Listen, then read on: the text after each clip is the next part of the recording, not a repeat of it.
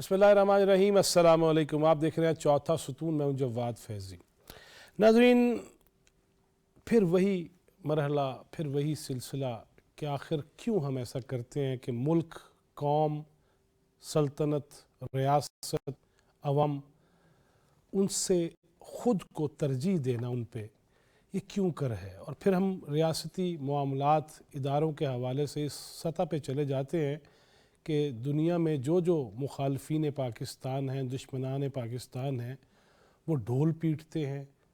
आप समझ गए हैं, मैं बात कर रहा हूँ एक ऐसे एक्सपोस्ट की, ट्वीट की, जिसमें 1971 के मामलात और न जाने क्या कुछ, मैं उसको नकल कुफ्र नबाशित के मिस्दाक दोहराना भी नहीं चाहता। क्यों करते हैं? जब हम ऐसे मनासिब पे फायज़ रह चुके हों तो क्यों कर हम उस सतह पे जाते हैं। इस पे भी सवाल उठाएंगे कि आखिर ये रविश कब बदलेगी कि फेक न्यूज़, मुल्क के ख़िलाफ़ प्रोपेगेंडा, और फिर लोगों को उस पर उकसाना कि इसको रीपोस्ट करते चले जाओ और सवालात उठाते चले जाओ। और उस पर वज़ीर आज़म को, जनाब शहबाज शरीफ को भी शदीद अल्फाज में मज़म्मत करना पड़ी। और जो भी अहले अक्ल हैं, शऊर रखते हैं, वो इस पर सीख पाएँ कि आखिर पाकिस्तान के साथ ये खेलने की मुतरादिफ हरकतें क्यों की जा रही हैं। इसके साथ साथ गुज़िश्ता रोज़ जिस तरह मुस्लिम लीग नून के कायद फिर सदर मुंतखब हो गए और नवाज़ शरीफ साहब ने आज एक अहम आला सतही इजलास भी बुलाया, जिसकी सदारत उन्होंने और जनाब शहबाज शरीफ ने की। और उसमें नायब वज़ीर आज़म, सीनियर वज़रा और वज़ीर आला पंजाब, उसमें क्या ऐसा हुआ, क्या किया जाएगा और नवाज़ शरीफ साहब का किरदार क्या होगा, वो जो जितने चैलेंजेस हैं मुआशी, किस तरह वो कप्तानी करेंगे और किस तरह बताएंगे। और मुस्लिम लीग नून की हुकूमतों पे ख़ास तौर पे वो उनकी कारकर्दगी का किस तरह जायज़ा लेंगे। यकीनन तरक्याती उमूर हैं, सी पैक है, और वज़ीर आज़म जनाब शहबाज शरीफ का दौरा चीन जो 4 जून से शुरू हो रहा है, उसके अंदर भी बहुत सारी ऐसी बातें हुई हैं। जानने की भी कोशिश करेंगे कि आखिर उसमें वो कौन से नकात हैं, वो कौन से पॉइंट्स हैं जिसको हमें भी, मीडिया को भी उजागर करना चाहिए। इसी पे बात करेंगे। मेरे साथ स्टूडियो चीफ रखते हैं सदर पार्लिमानी रिपोर्टर्स एसोसिएशन जनाब उस्मान ख़ान, बहुत शुक्रिया उस्मान आपके आने का। सीनियर सहाफ़ी तजज़ियाकार जनाब सलमान गनी, बहुत शुक्रिया सलमान गनी साहब आपका वक्त देने का। और हमारे साथ होंगे जनाब अकील यूसुफ ज़ई, सीनियर सहाफ़ी तजज़ियाकार। जनाब सिद्दीक़ साजिद ने वादा किया था, लेकिन ज़रूरी नहीं हर सहाफ़ी अपना वादा पूरा करे, इस पर भी बात करेंगे। मैं सलमान गनी साहब से जानूँगा। सलमान गनी साहब, दोनों चीज़ें मैंने आपके सामने भी रखी हैं। कहाँ से शुरू हुआ जाना चाहिए अगर हम ये बात करें कि क्यों कर ये सिलसिला नहीं ख़त्म हो रहा। सोशल मीडियम का इस्तेमाल और उस पर जो भी मुंह में आए, जो भी जहन में आए, हम उसको करते चले जाते हैं। और ऐसी शख्सियात की जानिब से जो मुख्तलिफ़ मुनासिब पे फायज़ हों और बानी हों एक जमात के, क्यों कर ऐसा हो रहा है जी?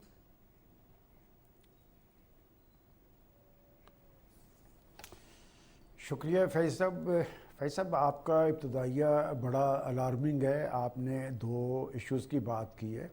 देखिए, बात ये है कि ये जो ट्वीट्स का अमल है, ये सिर्फ ट्वीट नहीं है, ये एक ख़ास माइंडसेट है। माइंडसेट ये है कि पाकिस्तान के मफादात और ख़ुसूसन रियासत और रियासती अदारों पर असरअंदाज होने का अमल। देखिए, अगर आपने पाकिस्तान में सियासत करनी है तो पाकिस्तान की सियासत पाकिस्तान के अवाम और आईने पाकिस्तान के साथ मशरूत है। और कौमी सियासत में पाकिस्तान की पॉलिटिकल लीडरशिप ने हमेशा ज़िम्मेदारी का सबूत दिया है। और बावजूद शदीद तहफ़्फ़ुज़ात के पाकिस्तान के पॉलिटिशियंस फांसी के पंधे पे भी चढ़े हैं, नाअहल भी हुए हैं, जेलों में भी गए हैं, मुकदमात भी झेले हैं, लेकिन कौमी मफादात से वो कभी नहीं खेले। ये एक सिलसिला शुरू है और मैं समझता हूँ कि ये सिलसिला बड़ा ख़तरनाक है। पाकिस्तान के मफादात के हवाले से पाकिस्तान की रियासत सबसे अहम है। आईने पाकिस्तान है, पाकिस्तान के रियासती अदारे हैं, अदारों की एक इज़्ज़त व तकरीम है। और किसी भी जमहूरी माशरे में इस तरह के तर्ज़ अमल की कहीं भी इजाज़त नहीं मिलती जो पाकिस्तान में ये सिलसिला शुरू है। और मेरा ख्याल है कि शहबाज शरीफ साहब का आपने जिक्र किया कि उन्होंने मज़म्मत भी की है और उन्होंने कहा है कि पाकिस्तान की फ़ौज और रियासती इदारों को किसी को टारगेट करने की इजाज़त नहीं देंगे। और एक ऐसे वक्त में جب ہماری مسلح افواج پاکستان میں دہشت گردی کے سدباب کے حوالے سے ایک قربانیوں کی تاریخ رقم کر رہی ہے، اور یہ دہشت گردی کا عمل کیوں ہے؟ دیکھیں جواد، جب بھی پاکستان معاشی حوالے سے ٹیک آف کرتا نظر آتا ہے تو یہ سلسلہ شروع ہوتا ہے کہ ایک طرف پاکستان کا دشمن جو ہے وہ پاکستان کی فورسز کو ٹارگٹ کرتا نظر آتا ہے، اور انہیں یہ پتہ ہے کہ پاکستان اس وقت تک غیر مستحکم نہیں ہوگا جب تک پاکستان کے دفاعی اداروں کو کمزور نہیں کیا جائے گا۔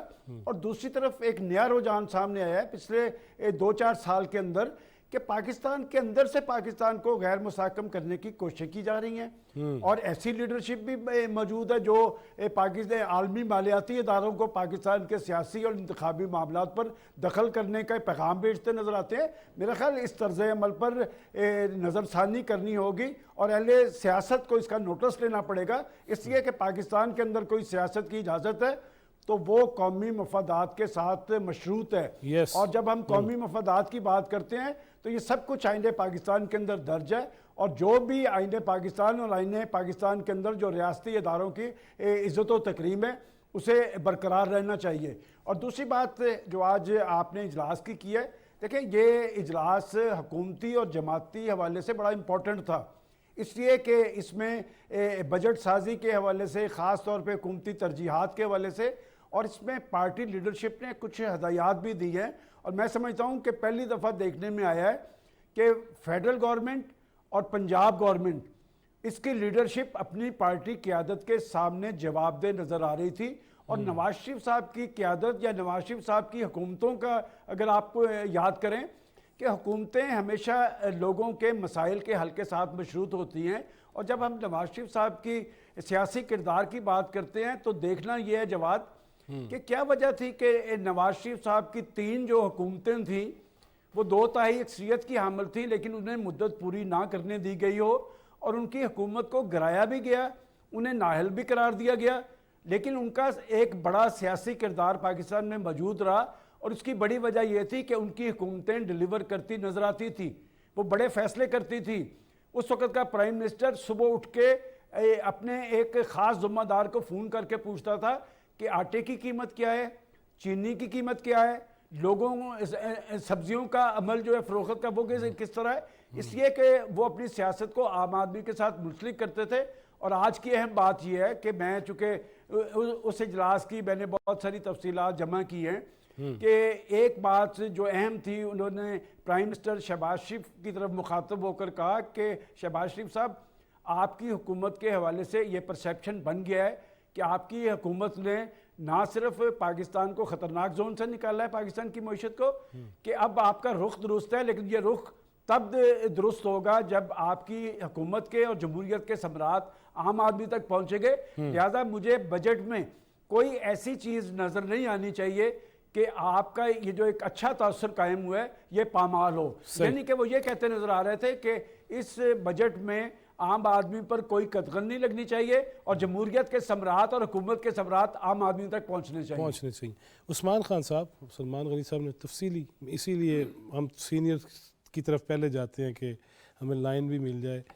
یہ جو پہلے فیک نیوز، یہ فیک نہیں اسے کہا جائے گا، اسے تو خود کیا گیا ہے، اور سہولتیں بھی میسر ہیں ساری کی ساری، کولر بھی مل گئے ہیں، آج سنا ہے، آج میں خبر دیکھ رہا تھا، سب کچھ ملنے کے باوجود یہ ملک کے حوالے سے یہ کرنا اور اپنی شخصیت کو سب پہ مقدم جاننا، یہ تو زہر قاتل نہیں ہے، کوئی بھی کرے۔ جی بہت شکریہ فیض صاحب، اور میں سلمان صاحب کی بات کو آگے بڑھاؤں گا۔ پہلے جو بات چل رہی ہے اس کو ذرا اس میں اپنا انپٹ دے دیں، اس کے بعد آپ کے سوال کی طرف آؤں گا۔ دیکھیں اس وقت جو مسلم لیگ نون ہے یا نواز شریف صاحب یا شہباز شریف صاحب کی سیاست ہی یہی ہے کہ اگر آپ نے عام آدمی کو سہولت نہ دی تو آپ کی حکومت بھی زیرو ہے، آپ کی سیاست بھی زیرو ہے۔ بڑے مشکل حالات ہیں اس وقت، عام آدمی کو آپ سمجھا نہیں پا رہے ہیں، جتنا آپ فیک نیوز کی بات کر رہے ہیں، آپ پروپیگنڈا کی بات کر رہے ہیں، آپ کے پاس کوئی کاؤنٹر نیریٹو ہمیں نظر نہیں آ رہا اس کا توڑ کرتا ہوا، اس پہ بھی زور دینے کی ضرورت ہے۔ اور گراؤنڈ کی بات ہے، ظاہر ہے نواز شریف جو ہے وہ زیادہ تر کوشش کرتے ہیں کہ گراؤنڈ کے لیول کے اوپر جا کے جو ہے لوگوں کو سہولتیں دی جائیں، تو یقینی طور پر ہم نے دیکھا کہ جب وہ مریم بی بی کے ساتھ نکلے تو وہ روٹی والا معاملہ تھا، اور پھر سبزیاں اور باقی چیزیں جو ہے اس میں ہمیں کمی پنجاب میں دیکھنے کو ملی۔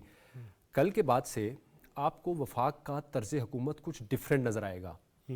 وفاقی حکومت میں نواز شریف صاحب کا انپٹ نظر آئے گا، ان کی پالیسیز نظر آئیں گی، ان کا ویژن نظر آئے گا آپ کو، تو یقینی طور پر جس طرح سلمان صاحب کہہ رہے ہیں کہ انہوں نے پرائم منسٹر کو مخاطب کرتے ہوئے یہ چیزیں کہی ہیں، ان کا کہیں نہ کہیں ہر حال میں خیال رکھا جائے گا اور رکھنا پڑے گا، کیونکہ اس وقت عام آدمی کی حالت جو ہے وہ فیض صاحب آپ بھی جانتے ہیں بہت برے حالات ہیں، مطلب ہم جیسے لوگ جو سیلریڈ کلاس لوگ ہیں یا جو مزدور لوگ ہیں بالکل ان کی تو حالت ہے ہی کوئی نہیں، ان کے 2 وقت کی روٹی جو ہے وہ مشکل ہوئی بھی ہے، تو یہ سٹیپس لینے پڑیں گے۔ اور جس طرح سے اب پرائم منسٹر جو ہے وہ جا رہے ہیں 4 تاریخ کو چائنا جا رہے ہیں، وہاں پہ بھی گفتگو ہونی ہے، بہت ساری چیزیں ہیں، سی پیک کا معاملہ ہے اس کو تیز کرنا ہے، اس کے اوپر سیکنڈ فیز ہے، دیگر سیکنڈ فیز ہے، اور جس طرح سے ایس آئی ایف سی جو ہے وہ چیزوں کو لے کر کے چل رہی ہے، نگران حکومت میں بہت ساری چیزیں انہوں نے پیپر ورک کمپلیٹ کیا، اس کے بعد یہ شہباز صاحب کے لیے بھی آسانی ہوئی کہ وفاقی حکومت کو اس کو گو فارورڈ کرنے میں جو ہے وہ اس وقت چیزیں چل رہی ہیں، جس طرح سے دبئی کا دورہ ہوا، سعودیہ کا ہوا، چائنا کا، تو یہ ایک انٹرنیشنلی جو فرینڈز آف پاکستان ہیں ان کے ساتھ بھی معاملات بہتری کی طرف جا رہے ہیں۔ جہاں تک آپ کے سوال کا تعلق ہے تو یہ اتنا سادہ معاملہ نہیں ہے کہ آپ اس کو کہیں گے کہ جی ایک بندہ کہیں پہ بھی بیٹھ کے ٹویٹ کر رہا ہے اور اس کے بعد وہ ٹویٹ ڈیلیٹ بھی ہو جاتی ہے۔ سر یہ اتنا خطرناک معاملہ ہے کہ اگر آپ اس کی گہرائی میں جائیں تو اس کا مطلب یہ کہ آپ یہ پیغام دینے جا رہے ہیں کہ میری ذات نہیں ہے تو پھر پاکستان نہیں ہے۔ جو آپ 71 کے حالات سے ملک کو جوڑ رہے ہیں یا جس طرح سے آپ مجیب الرحمان کے معاملات کو سامنے لا رہے ہیں، تو یہ تو بہت ہی خطرناک ہے، اور مجھے افسوس اس بات کا ہے کہ حکومت اس چیز کا نوٹس کیوں نہیں لے رہی۔ جب مشینیں دی جا رہی تھیں، جب ان کو مرغ مسلم چیزیں، عام آدمی کا کیا قصور ہے، اس کو کیوں نہیں یہ سہولتیں دی جاتی ہیں جی؟ وہاں تو آپ کو پتہ ہے گیٹ کے اوپر جو ہے وہ عام آدمی کی سوکھی روٹی اور جو سبزی ہے وہ بھی وہ یہ کھا جاتے ہیں یا اس کو اس تک نہیں پہنچتی ہے، تو پھر ان کو یہ سہولتیں کیوں دی جا رہی ہیں؟ کوئی تو بات ہے، کوئی تو وجہ ہے، کہیں نہ کہیں سے کوئی نہ کوئی سازش تو پل رہی ہے کہ جو کسی کو سہولتیں دی جا رہی ہیں۔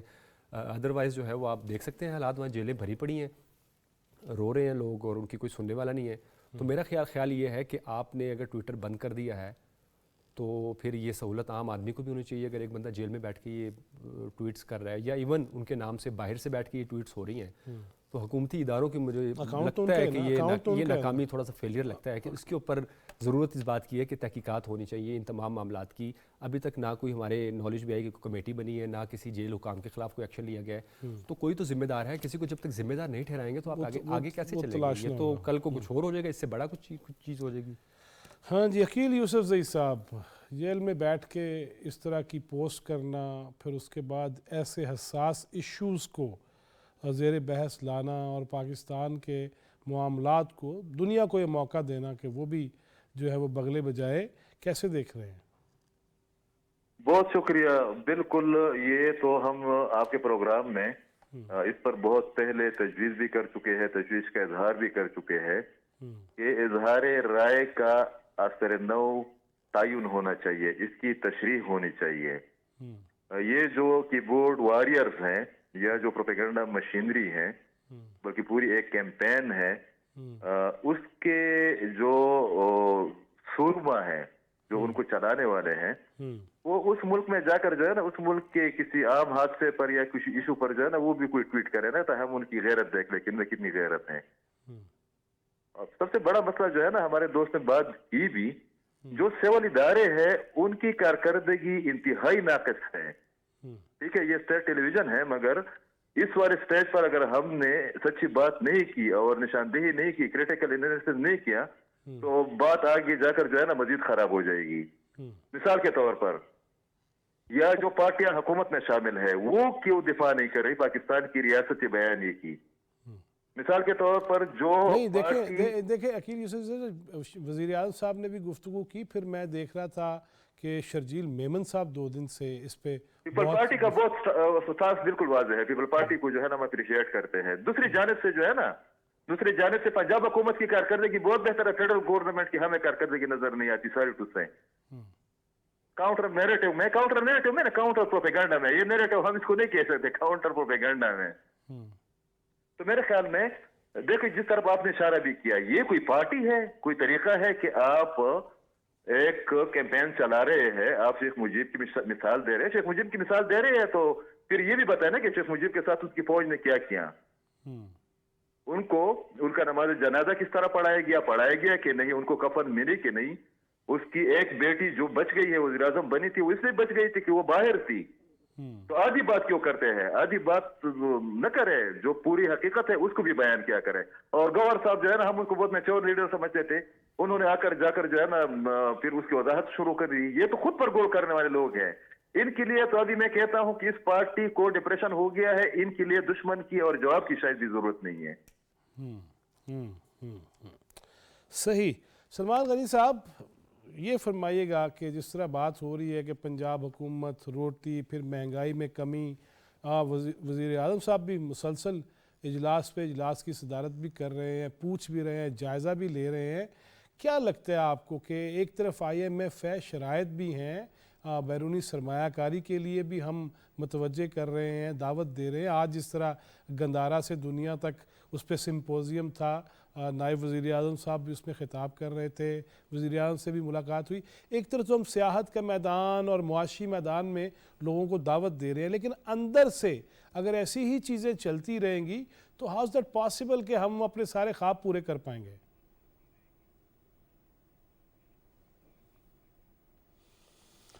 देखिए फैज़ साहब, जहाँ तक आपने प्राइम मिनिस्टर साहब की बात की है, तो प्राइम मिनिस्टर साहब का बड़ा चैलेंज था मईशत। और उन्होंने PDM की सूरत में जब इक़्तिदार संभाला और 8 फरवरी के इंतखाबात के बाद जिस मैंडेट के तहत वो बरसे इक़्तिदार आए, जब PDM की हुकूमत थी तो बड़ा चैलेंज था कि पाकिस्तान को दिवालियापन से बचाना था। और आज पाकिस्तान के अंदर कोई शख्स ये नहीं कह सकता कि पाकिस्तान पर कोई दिवालियापन की तलवार लटक रही है। पाकिस्तान ख़तरनाक जोन से निकला है। और शहबाज शरीफ साहब को मैं बहुत करीब से जानता हूँ कि वो उस शख्स में एक अहलियत ज़रूर है कि वो नामुमकिन को मुमकिन बना देते हैं, और वो लगे हुए हैं कि मैंने मईशत की बहाली भी करनी है, तरक्की का अमल भी तेज़ करना है। लेकिन आज जो बड़ा मरला है ना, वो सियासी मैदान है। और सियासी मैदान का बड़ा शाह सवार उस पार्टी में, पार्टी का लीडर है नवाज शरीफ। और आज की मीटिंग के हवाले से जो चीज़ें तफसीलात मेरे पास आई, एक तो मैं आपको वजाहत कर दूं, चूँकि औरंगज़ेब साहब जो हमारे वज़ीर ख़जाना हैं, चूँकि मैं उन्हें जानता नहीं और मेरे जहन में ये था कि वो शायद ख़ास एक उनकी मुआशी या बैंकर्स की सोच है। लेकिन एक बात उन्होंने बड़ी इंपॉर्टेंट कही उस मीटिंग में कि अगर हमने आइंदा 3 साल में ये जो IMF का नया प्रोग्राम है उसकी स्पिरिट के मुताबिक उस पर अमल दरामद कर दिया तो शायद हमें फिर IMF की ज़रूरत ना पड़े। देखिए IMF हमें कहता क्या है, वो यही कहता है कि आप अपना मालियाती डिसिप्लिन कायम करें, आप अपना टैक्स नेट बढ़ाएं, आप अपने मामला दुरुस्त करें, अयाशियों के सिलसिले का सदेबाब करें। तो बात ये कि आपको याद होगा कि 2013 की जो हुकूमत थी नवाज शरीफ साहब की, IMF से जान छुड़वाने का वक्त आ गया था। हमें उनकी ज़रूरत क्यों पड़ती है? इसलिए कि हमारे यहाँ अंदरूनी एक क्राइसिस होता है।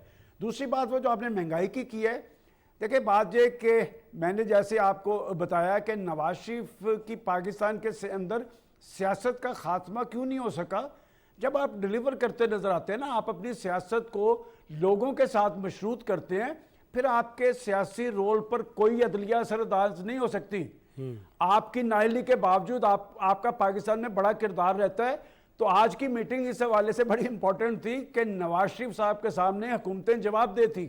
एक हुकूमत उनके छोटे भाई साहब की है इस्लामाबाद में, पाकिस्तान की हुकूमत, और पंजाब की थी चीफ मिनिस्टर साहबा, उनकी बेटी।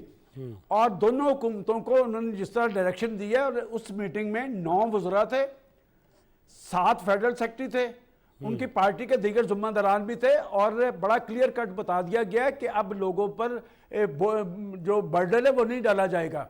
अब बात यह कि शहबाज शरीफ साहब मुसलसल, आपको याद होगा कि वो पाकिस्तान की अशराफिया पे लोड डालने की बात करते रहे, और उन्होंने इस कैबिनेट, जब ये कैबिनेट वजूद में आई है, तो उन्होंने एक डायरेक्शन दी थी कि हमने अब पाकिस्तान के लोगों पे लोड नहीं डालना, पाकिस्तान की अशराफिया को कुर्बानी देनी पड़ेगी। जवाब क्या वजह है कि पाकिस्तान के अवाम तो पाकिस्तान के लिए कुर्बानी देते हैं, लेकिन पाकिस्तान की अशराफिया कुर्बानी देने के लिए तैयार नहीं है। ये हमारे हुक्मरान टोला और हमारे अशराफिया की अयाशियों का अमल है, जिसकी वजह से हमें IMF के पास जाना पड़ता है। और IMF ये नहीं कहती कि जी आप इस अशराफिया पे कदगन ना लगाए और पाकिस्तान के अवाम के लिए बिजली और गैस महंगी करती जाए। मैं आपको एक खबर दे रहा हूँ, देखिए बात यह कि शहबाज शरीफ साहब ने इस वक्त सबसे ज़्यादा लोड है बिजली और गैस के बिलों का, और ये ख़ास तौर पे जब इनकी कीमतों में इजाफा होता है तो उसी वक्त ही اشیائے ضروریات کی قیمتوں میں آگ لگ جاتی ہے. آج کی میٹنگ میں شہباز صاحب نے یہ اندیہ تو دیا کہ بجلی کی قیمتوں کا ایک پروگرام میرے پاس ہے، لیکن انہوں نے تفصیلات نہیں بتائی. انہوں نے کہا کہ میں اتنے بڑے اجلاس میں تفصیلات نہیں بتا سکتا. اس کا مطلب ان کے ذہن میں یہ بات موجود ہے کہ بجلی کی قیمتیں عوام کے لیے کسی جھٹکے سے کم نہیں ہیں، اور آج جب نواز شریف کی سرپرستی انہیں میسر آ گئی ہے تو ڈیلیور کرنا پڑے گا. اور نواز شریف کی سیاست آپ بھی جانتے ہیں، میں بھی جانتا ہوں کہ وہ اپنی سیاست کو لوگوں کے ساتھ، آج پاکستان کے عوام مسائل زدہ ہیں، مہنگائی زدہ ہیں، اور ماضی کی حکومتوں نے سیاست تو کی تھی لیکن لوگوں کے زخموں پہ مرہم نہیں رکھا تھا. جب تک آپ لوگوں کے زخموں پہ مرہم نہیں رکھیں گے اور پاکستان کے عوام کی اور خدا کی عدالت میں تبھی سرخرو ہوں گے جب آپ ڈیلیور کرتے نظر آئیں گے. میرا خیال ہے نواز شریف صاحب کی قیادت کے بعد اب حکومتیں بھی ڈیلیور کرتی نظر آئیں گی اور مہنگائی کی سطح اور نیچے آئے گی. عثمان خان صاحب ابھی جس طرح سلمان غنی صاحب کہہ رہے ہیں کہ کرنا تو پڑے گا، ہر ایک کے پاس بہت اب مواقع غلطی گنجائش نہیں تھا، اب یہ کرنا پڑے گا، we have to do now. لیکن مجھے یہ بتائیں، ابھی بجلی کی بات ہوئی، بجلی جن علاقوں میں کنڈے ڈالے جاتے ہیں اور سرپلس ہے یا وہ کیا کہتے ہیں لائن لاسز ہے، سوری سرپلس لائن لاسز ہیں، اب اس کی بجلی بند ہوتی ہے تو لوگ جا کے وہ گرڈ اسٹیشن میں بٹن دبا دیتے ہیں اور پھر ساتھ یہ بھی کہتے ہیں میں بٹن دباؤں گا تو پورا پاکستان اندھیرے میں ڈوب جائے گا. ان کا کیا کرنا ہے یار؟ میرے ذمے آپ کے ذمے کیوں آئے بجلی چوری کسی اور کی؟ ایگزیکٹلی یہی سب سے بڑی بات یہ ہے کہ بجلی چور جو ہیں وہ اپنی عیاشیاں کر رہے ہیں. یہاں عام آدمی کے لیے ایک بلب اور ایک پنکھا چلانا جو ہے وہ اس وقت اتنا مشکل ہو گیا ہے. اور صرف بجلی کا معاملہ نہیں ہے، یہ اس وقت جو پاکستان میں گیس کی صورتحال ہے، اب اس گرمیوں میں جو ہے وہ 10,000 روپے لوگوں کے بل آ رہے ہیں. مطلب کوئی تک نہیں بنتی، اتنے ٹیکسز ہیں، اتنی مہنگی ہو گئی ہے بجلی بھی. لیکن یہ بات ٹھیک ہے اور یہ بڑی خوشائند بات تھی کہ پچھلے دنوں وزیر داخلہ صاحب اور وزیر انرجی اور سی ایم کے پی بیٹھ گئے تھے. لیکن اس کی ڈیٹیل کیا ہے، ان کے اس میں بات چیت کیا ہوئی ہے، کس طریقے سے اس کا حل نکالا جائے گا، اس کے بارے میں ابھی تک سی ایم صاحب نے بتایا کچھ نہیں ہے. آج بھی جو سابق فاٹا ہے وہاں پہ احتجاج ہوا ہے، لوگوں نے جا کے گریڈ اسٹیشن کے باہر بند کر دیا، اس کو احتجاج کیا. تو یہ ظاہر ہے یہ کہ صوبائی حکومت اگر اس قسم کا وزیر اعلیٰ بیٹھ کے بیان دے گا، وہ عام آدمی کو آپ کیسے روکیں گے؟ اور وہ لوگ جو انتظار کر رہے ہوتے ہیں کہ کوئی اسٹیٹمنٹ آئے اور وہ اس کے اوپر ریئیکٹ کریں، اپنے نوجوان جو ہیں، جو پی ٹی آئی کے کارکن ہیں. تو میرا یہ خیال ہے کہ لیڈرشپ کو ایک ذمہ دارانہ رول پلے کرنا پڑے گا. اگر آپ اسٹیٹمنٹ دیتے ہیں لوگوں کو اشتعال دلانے کی، تو پھر آپ تحمل کا پیغام بھی آپ نہیں دینا ہے. وہ میسیج بھی اگر میں نے سننا ہے تو آپ کے منہ سے سننا ہے، کوئی اور دے گا تو میری ذات پہ اس کا اثر نہیں پڑے گا، کیونکہ میں نے آپ کی بات پہ عمل کرنا ہے. تو اس لیے ضرورت اس بات کی ہے کہ سی ایم صاحب لوگوں کو خود ٹھنڈا کریں. یہ ان کا صوبائی معاملہ ہے اب، اور یہ اچھی بات ہے کہ یہ پرائیویٹائز کرنے جا رہے ہیں اور بہت سارے بجلی گھر جو ہیں وہ اتنا بڑا بوجھ بنے ہیں، سفید ہاتھی ہیں کہ اس کو وہ کنٹرول میں نہیں آتے. جس طرح سے اب یہ پی آئی اے کا معاملہ ہے اور بہت سارے ادارے ایسے ہیں کہ یہ بڑا اچھا ہو جائے گا کہ یہ غیر ضروری جو گلے میں ڈھول ڈال کے بجانا پڑ رہا ہے اس سے جان چھوٹ جائے گی. اب جہاں تک پرائم منسٹر کی بات ہے، ڈیلی ہم دیکھ رہے ہیں کہ کبھی ایک دن فائنانس پہ میٹنگ ہوتی ہے، ایک دن انرجی پہ ہوتی ہے، ایک دن پرائیویٹائزیشن پہ ہوتی ہے، ڈیلی بیسس پہ. کیونکہ میں ظاہر ہے پرائم منسٹر کو رپورٹ بھی کرتا ہوں، ان کی ایکٹیویٹیز کو بیٹ ہے میری. تو ہم یہ دیکھ رہے ہیں کہ محنت میں کوئی کمی نہیں ہے، محنت ہو رہی ہے. لیکن دوسری جانب جو جیسے سیاست کی بات ہو رہی تھی، سیاسی ماحول جب تک آپ کو ٹھنڈا نہیں ہوگا، تحمل نہیں آئے گا، اس میں برداشت نہیں ہوگی، تو اس وقت تک آپ جتنا مرضی کام کر لیں. اس کی وجہ یہ ہے کہ نیگیٹو پروپیگنڈا تو ہو رہا ہے، اس کا توڑ سچ کی صورت میں نہیں ہو پا رہا ہے. تو جب تک آپ سچ کو سامنے نہیں لائیں گے، اس کو کاؤنٹر نہیں کریں گے، تو یہ تو پروپیگنڈا تو ظاہر ہوتا رہے گا. اور وہ باہر سے بیٹھ کے لوگ جس قسم کی حرکتیں کر رہے ہیں، تو میرا یہ خیال ہے کہ اس کے اوپر سب کوئی بیٹھ کے ذمہ داری کا مظاہرہ کر رہے ہیں. کسی ایک کی ذمہ داری کی بات کرتے ہیں. ناظرین یہاں پہ مجھے ایک بریک لینا ہے، بریک کے بعد واپس آتے ہیں، مزید باتیں کرتے ہیں. اسٹے ود اس.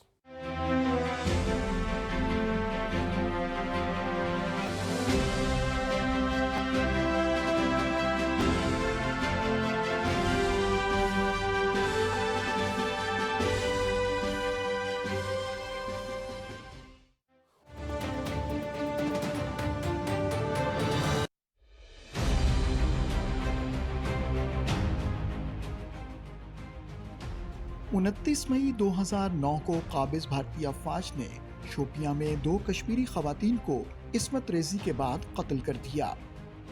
اس سانحے میں قتل ہونے والی خواتین کے اہل خانہ آج بھی انصاف سے محروم ہیں.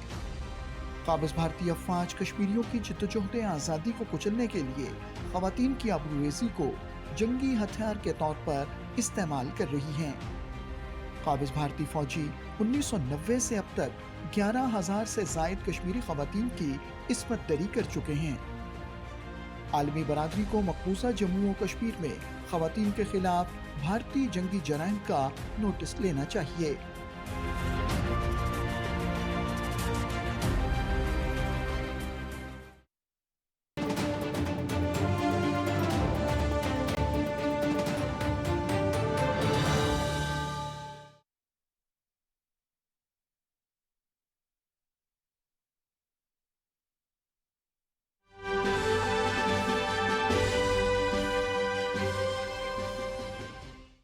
वेलकम बैक नाज़रीन, आप देख रहे हैं चौथा सुतून। मैं हूं जवाद फैज़ी। ब्रेक से पहले बात हो रही थी कि हमने खुद भी तो फेक न्यूज़ से बचना है ना, और उसकी तस्दीक कर लेनी चाहिए। और ये कहा गया है बाकायदा तौर पे, हम पे फ़र्ज़ है कि जब कोई ख़बर लेके आए तो उसकी तहकीक कर लिया करो। लेकिन जब लीडर्स वो ही ऐसे ट्वीट करेंगे, ऐसी पोस्ट करेंगे, तो क्या बनेगा। अब गुफ्तगू करते हैं अकील यूसुफजई साहब। अभी बात जिस तरह उस्मान खान साहब ये कह रहे हैं कि बिजली चोरी करने वाले याशियाँ करते रहें और मैं और आप बिल देते रहें, ये कब तक चलेगा। हाथ डालने की बारी आती है, लोड शेडिंग की जाती है, तो आपके अरकान असम्बली जाके खुद जाके बटन दबा देते हैं। अकील यूसुफजई साहब, आप सुन पा रहे हैं? मेरा ख्याल है दोबारा मिलाइएगा जी। सलमान गनी साहब, चलें आप ये मुझे फरमाइएगा कि मैं ये देख रहा था कि हमारे यहाँ इतनी नेमतें हैं अल्लाह ताला ने हमें दे रखी हैं, मीडिया के किरदार को आप कैसे देख रहे हैं कि इसमें जो बात अभी हुई है कि नैरेटिव और फिर बयानियाँ, उसमें हम खुद और हर चैनल ने ये जब लाइसेंस लिया है तो लिख के दिया हुआ है कि इतना % जो है अवाम की शऊर की बढ़ोतरी पे लगाएंगे, वो पूरा नज़र आ रहा है आपको। और दूसरी बात यह है कि बाज़ एंकर्स और ख़ास तौर पे सोशल मीडियम, उस पे बैठ के हम अब भी ऐसी ऐसी गुफ्तगुएं सुन रहे हैं कि जिसका कोई सिर पैर नहीं है, जिसका कोई ताल्लुक़ नहीं है हक़ाइक़ से। इसका क्या करना है जी?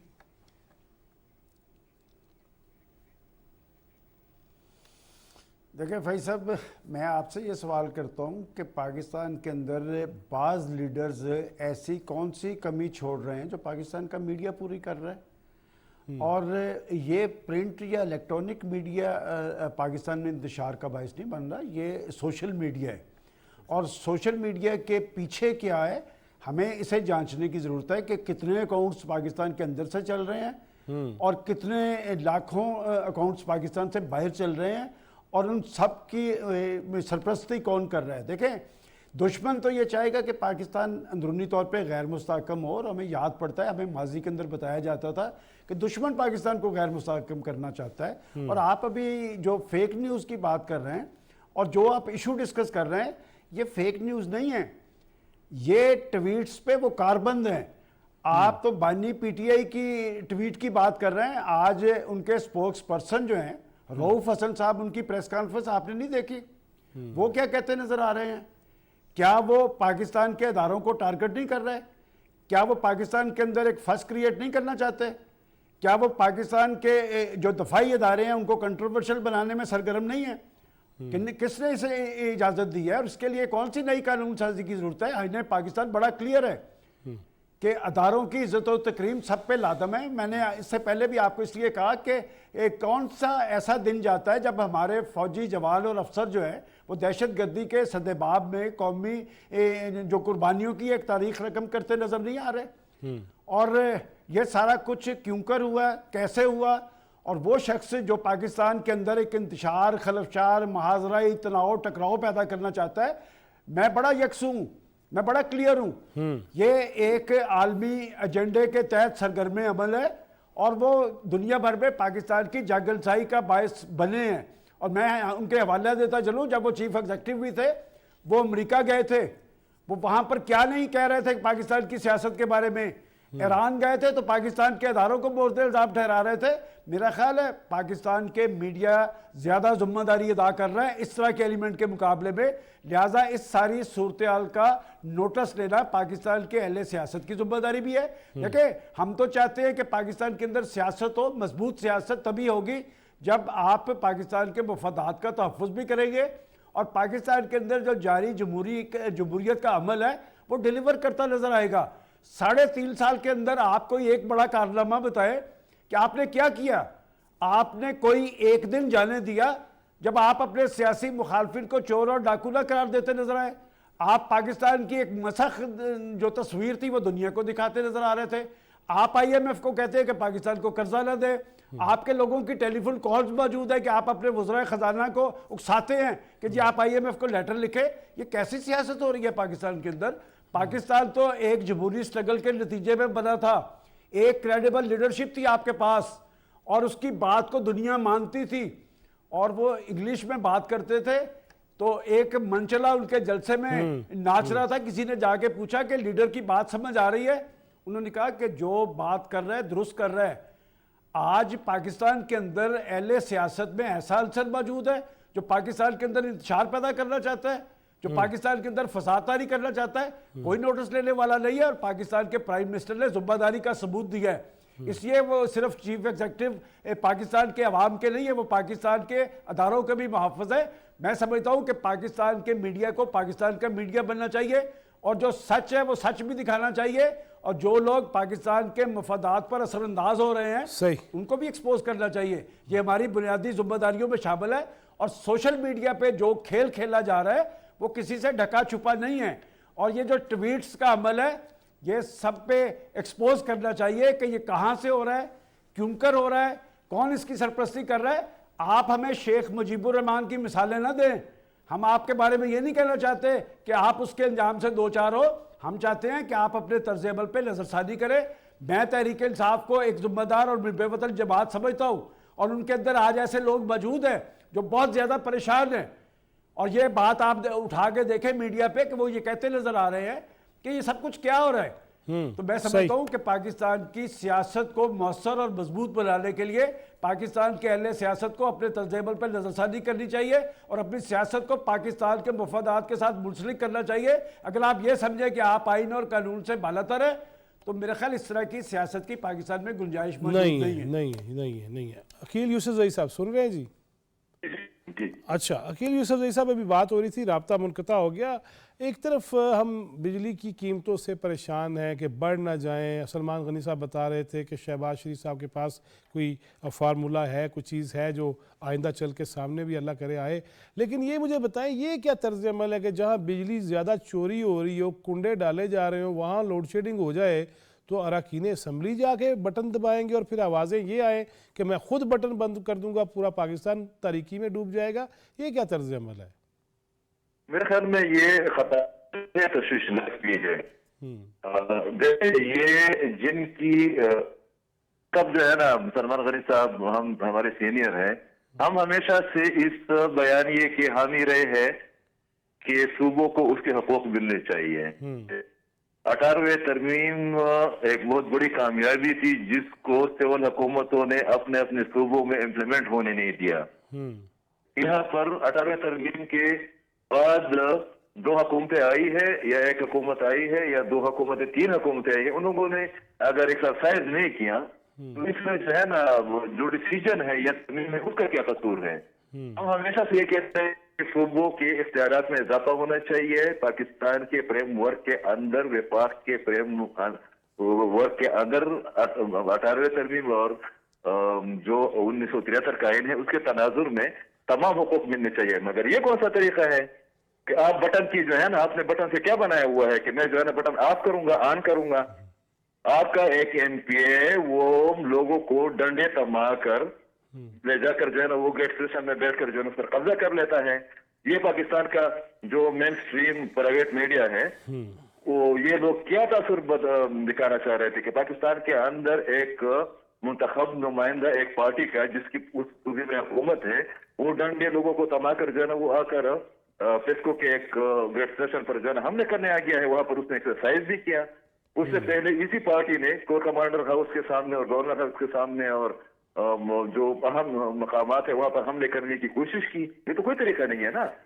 اگر آپ نے حقوق لینے ہیں تو اس کے لیے صوبائی اسمبلی کا پلیٹ فارم موجود ہے. آپ گورنر سے بات نہیں کر رہے ہو, آپ لیڈر آف اپوزیشن سے بات نہیں کر رہے ہو. جو کہ پیپل پارٹی اور مسلم لیگ جو کہ مین اسٹیک ہولڈرز ہیں ان کے درمیان اور آپ کے درمیان جو ہے نا اسمبلی کے فلور پر, گورنر ہاؤس کے فلور پر एक पुल का फरीदा सर अंजाम दे। वो मिन्नतें करे कि भाई हमारे ताउन ले लो, हम मुकदमा बनाकर आपके साथ जाएंगे, आप हमारे पास आ जाए। वो बंदा इस्लामाबाद में बैठ गया, उस इजलास में वो बैठ गया, वहां पर उस दिन उन्होंने बातें की। उनका बहुत शुक्रिया कि उन्होंने इतनी तकलीफ गवारा की है। उसके बाद आपके वजीर दाखिला ने, आपके मुताल्लिका मिनिस्टर ने, अवैस लगारी साहब मेरे ख्याल में, उन्होंने उनके साथ मीटिंग की, पॉइंट शेयरिंग हुई है, ऑर्डर जारी हो गए हैं। वहां पर इससे प्रेस कॉन्फ्रेंस की ठीक था, कल सवादी में आकर जो है कह रहे कि मैं बटन बंद कर दूंगा, और फिर उसने कहा है कि बांग्लादेश का ये है।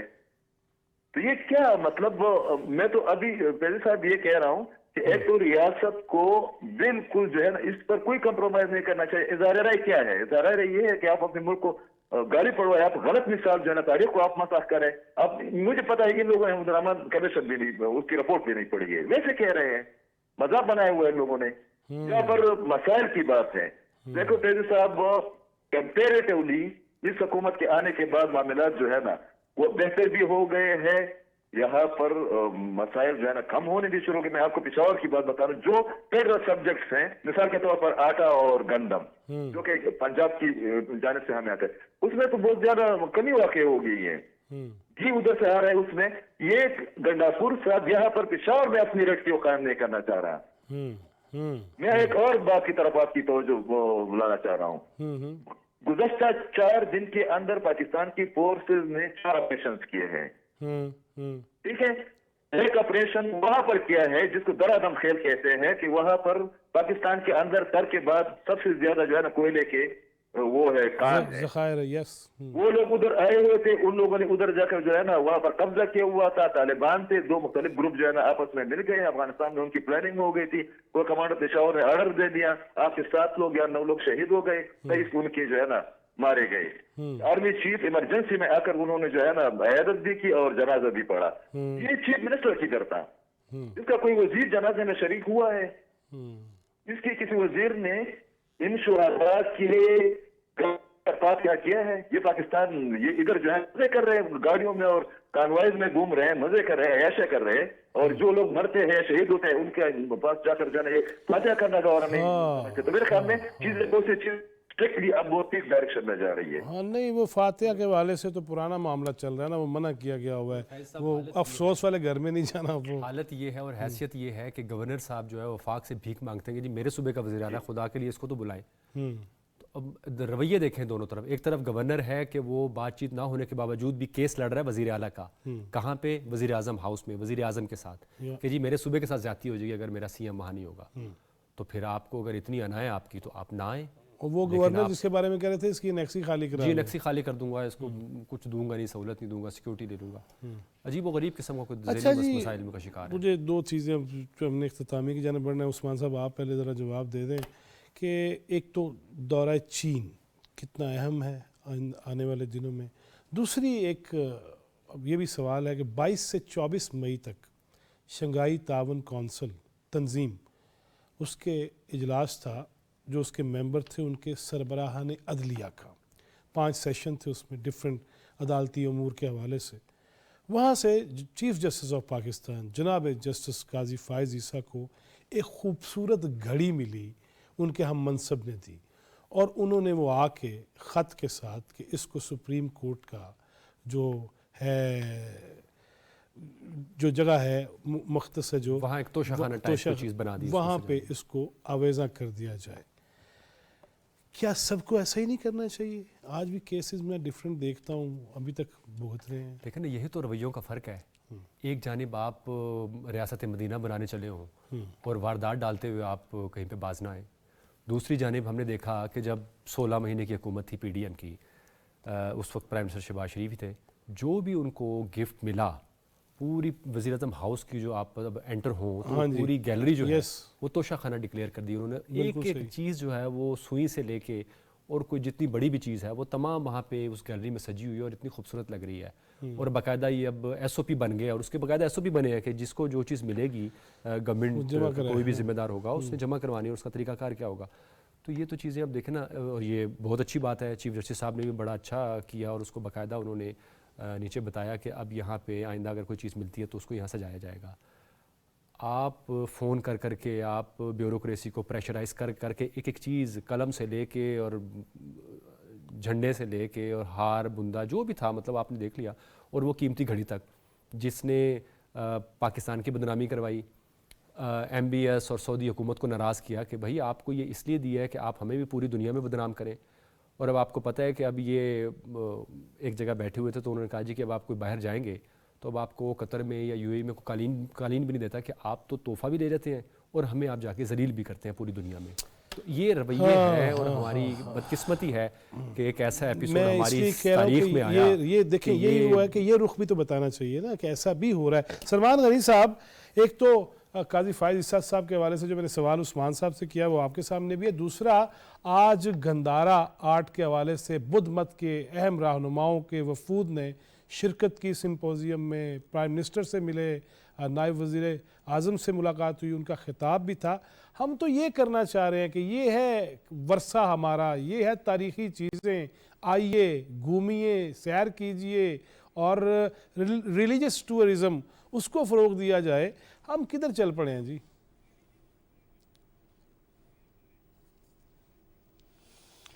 دیکھیں فیض صاحب, جہاں تک آپ نے چیف جسٹس صاحب کو ملنے والی ایک گھڑی اور گھڑی کے حوالے سے ان کا مکتوب اس کا ذکر کیا ہے, دیکھیں بات یہ کہ ابھی عثمان صاحب نے جو حوالہ دیا کہ ایک انتہائی خوبصورت اور متبرک گھڑی بڑے اچھے جذبات کے ساتھ پاکستان کے اس وقت کے چیف ایگزیکٹو کو ولی عہد نے دی, اور یہ جو تحفہ ہوتا ہے یہ تو غریب آدمی, کوئی غریب آدمی بھی ہو نا, وہ کوئی جو اسے تحفہ ملتا ہے وہ جان دے دیتا ہے, تحفہ کبھی نہیں بیچتا. اور گھڑی کی بدنامی تو ایسی ہو گئی ہے, آپ تو جسٹس سے قاضی فائز عیسیٰ کی بات کر رہے ہیں, میرا خیال ہے مستقبل میں بھی کسی کو گھڑی ملے گی وہ فوری لا کے پہلے جمع کروا دے گا کہ گھڑی کے حوالے سے تو یہ روایت قائم ہو گئی ہے. دوسری ایک بات میں اور کہنا چاہ رہا ہوں, آپ نے چونکہ ذکر کیا تھا پرائم منسٹر صاحب کے 4 جون کے وزٹ کا, یہ وزٹ بڑا امپورٹنٹ ہے.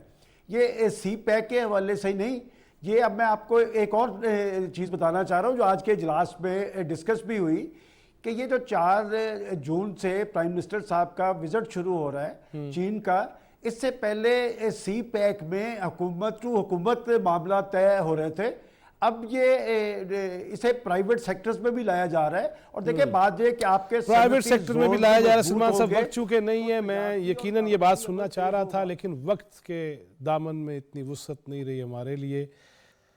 وہ سلمان غنی صاحب نے کہا نا غریب بھی تحفہ نہیں ادھر ادھر کرتا. سلمان غنی صاحب نے مجھے ایک شرٹ دی اور اس کا وہ مجھے کالر بھی پورا نہیں ہے, لیکن میں نے وہ رکھی ہوئی ہے کہ جب ٹائی نہیں لگانی ہوتی تب میں ضرور پہن لیتا ہوں.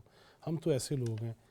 اللہ تعالیٰ ہمارے حال پہ رحم کرے, اس ملک کو سلامت رکھے, اس کی ترقی میں ہمیں بھی اپنا حصہ ادا کرنے کی توفیق دے اور ہمیں آسانیاں تقسیم کرنے والا بنائے. جواد فیضی, چوتھا ستون ٹیم کو اجازت دیجیے. اللہ نگہبان.